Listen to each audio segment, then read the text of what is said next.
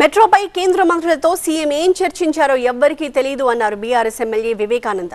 రాయదుర్గం నుంచి ఎయిర్పోర్ట్ వరకు కొనసాగే పనులను ఎందుకు రద్దు చేశారని ప్రశ్నించారు.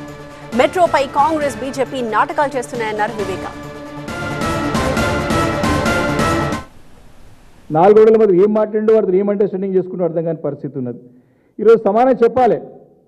ఇది ఎందుకంటే ఇంత పెద్ద మెట్రో రైల్ని ప్రశ్నార్థకంగా మారుస్తున్నటువంటి ముఖ్యమంత్రి గారు దీనిపైన స్పష్టత ఇవ్వాల్సిన అవసరం ఉన్నది.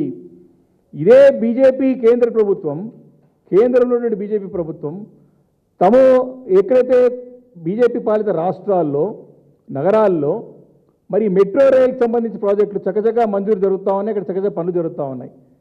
జస్ట్ 2 రోజుల క్రితం 4th జూలై రోజు మరి రాజస్థాన్లో జైపూర్ మెట్రో ఫేజ్ 2కి ప్రధానమంత్రి గారు శంకుస్థాపన చేసింది అందరం కూడా చూసాం, దేశమంతా కూడా చూసింది.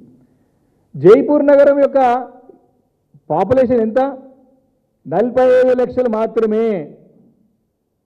జైపూర్ నగరానికి మరి సెకండ్ ఫేజ్ 2కి మెట్రో ఫేజ్ 2కి ప్రధానమంత్రి గారు పోయి శంకుస్థాపన చేసి పనులు ప్రారంభం అవుతాయి. ఎట్లా 1,30,00,000 జనాభా దాదాపు హైదరాబాద్ అగ్లోమరేషన్లో ఫస్ట్ ఫేజ్ పూర్తిగా కానీ సెకండ్ ఫేజ్ ఎందుకు స్టార్ట్ కాదు?